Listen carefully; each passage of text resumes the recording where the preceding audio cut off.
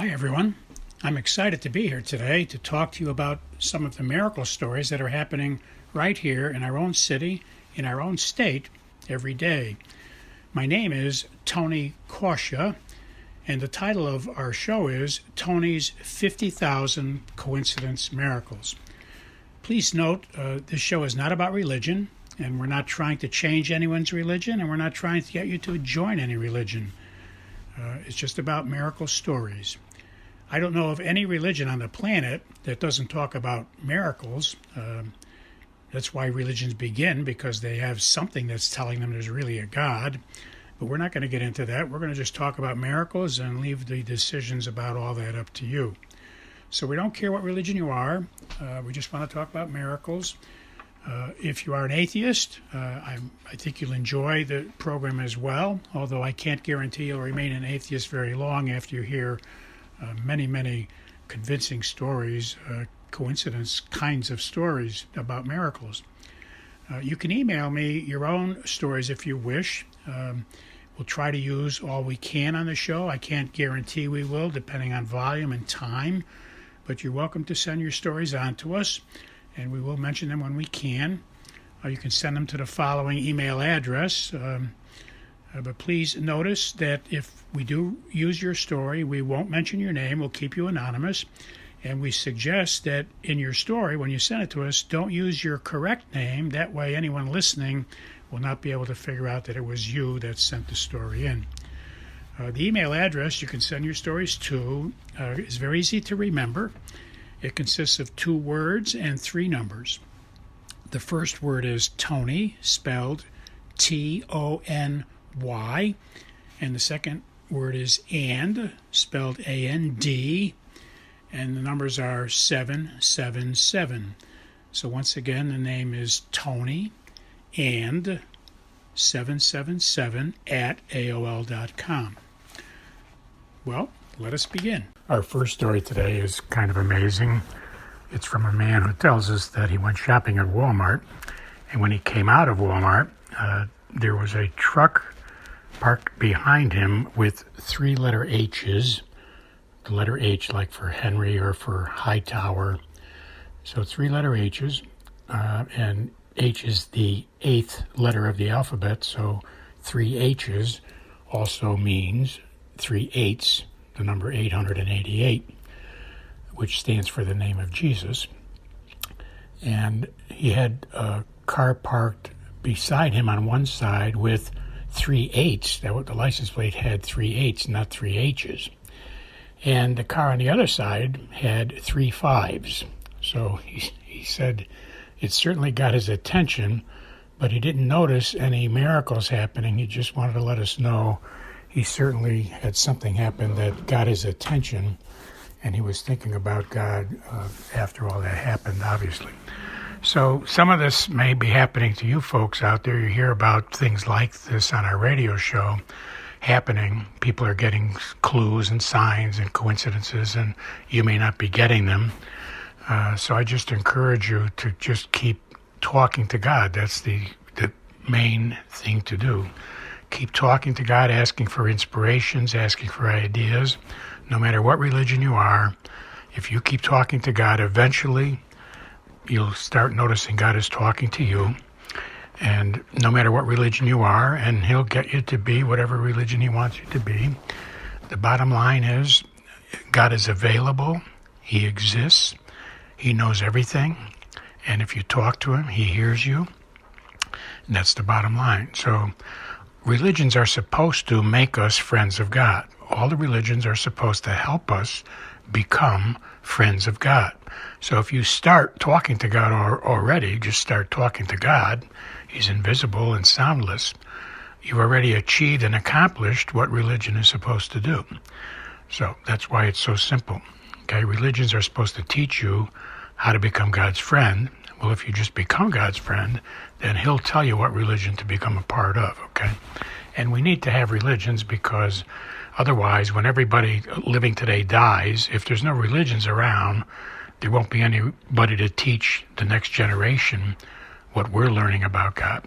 See, every generation learns something about God, and religions keep track of all of that So some churches have 2,000 years experience now of keeping track of what has happened. Saints have done things, and priests and nuns have done things, and there's been records kept. So the next generation that gets born next year, they can go to a church and learn what has happened already. So one of the main values of religion is when we all die, the people who come after us will be able to learn about God from what we have learned, that we leave knowledge of God behind for them.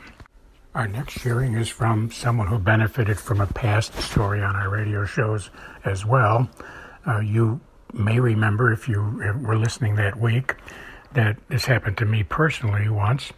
I was out shopping, picking up some things for my wife. She asked me on the way home from work if I would pick up some things, so I stopped at a supermarket.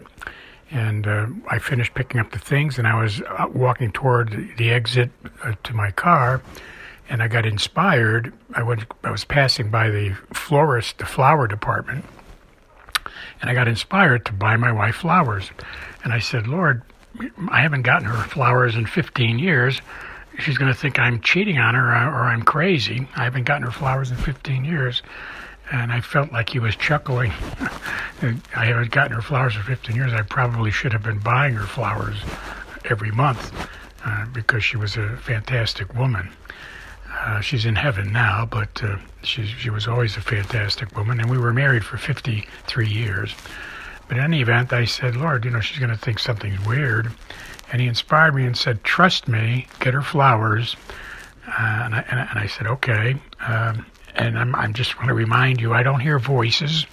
God speaks to us with inspirations and ideas. So I got an inspiration and an idea is how he talks to us. That's how he talked to the saints. It's called mental telepathy. And if you keep asking him questions, you'll notice you get ideas and you get inspirations, which are answers to the questions. You typically won't hear any sounds. There are some people who do hear sounds, but most people, you will get mental telepathy, inspirations and ideas. So that's what was communicating to me. And proof that he was talking to me is when you hear the conclusion, you'll know he was talking to me. So it was an inspiration. He was in mental telepathy, told me, trust me, get some flowers. And I felt him chuckling.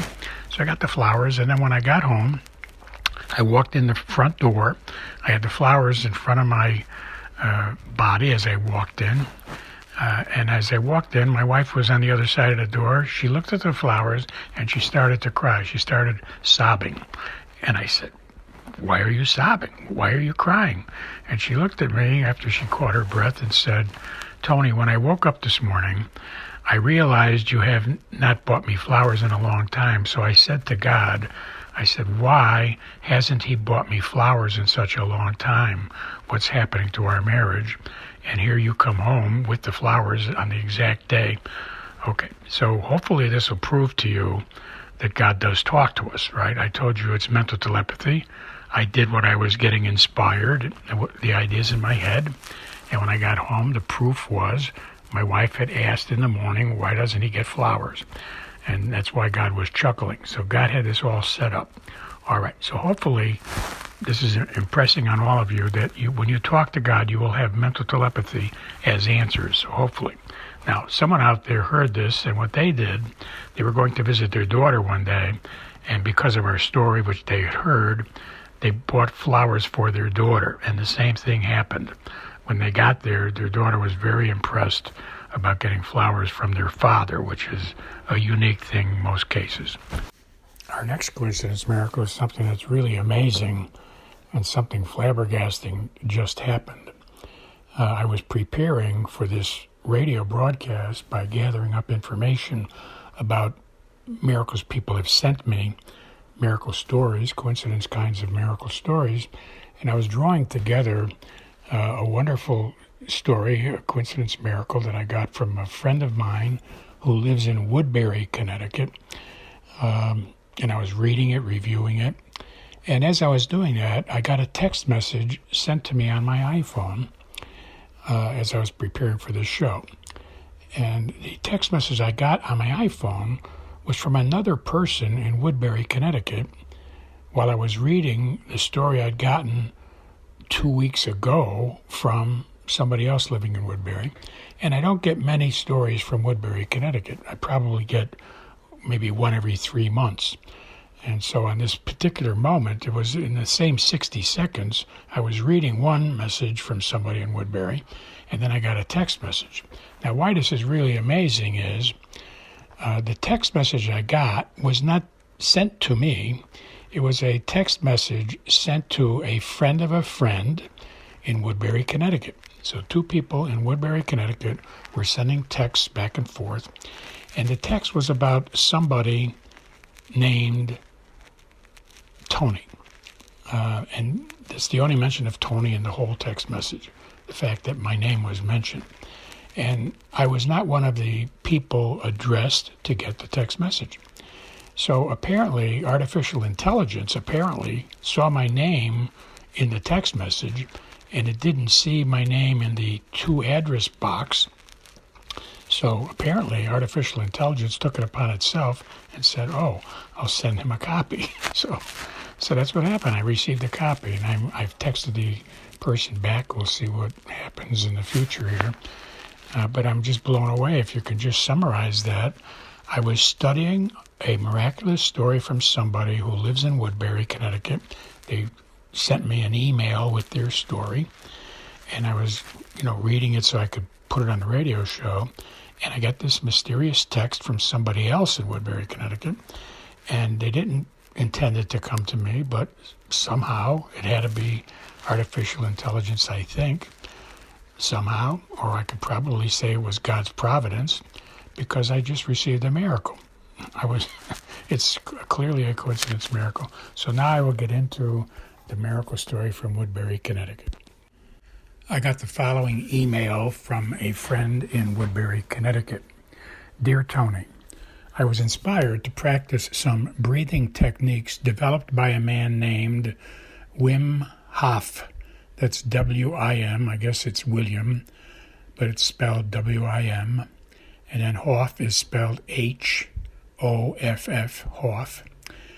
It entails breathing in and then exhaling very slowly. As I read my prayers while using this breathing technique, I found it distracting and could not understand why I had that nudge or inspiration from God to try using it today, but I did it anyway. Then, after morning Mass today, we met with some of the men who meet after Mass. We met for our weekly coffee hour, and a guy was talking about surviving in cold water once using the Wim Hoff breathing techniques. Tony, this is very, very obscure stuff. Maybe one person out of every 5,000 people has ever heard of this guy, Wim Hoff. Maybe even less than that. I couldn't believe the timing and the coincidence of this coming up immediately after Mass, after I had been trying to use the Wim Hoff method earlier that morning. Okay, listeners, now this is Tony speaking to you. Dear listeners, this was clearly a clue that God does inspire us all day long, and we never notice it unless we are asking him questions before the inspirations, the answers, the ideas, the mental telepathy comes our way from God. So once again, this is proof that we need to keep asking God questions all day long, so that when we get answers, when we get ideas and inspirations, we'll know that it's clearly coming from God, because the answers will be answering questions we already asked God. God bless you all. I'll talk to you next week.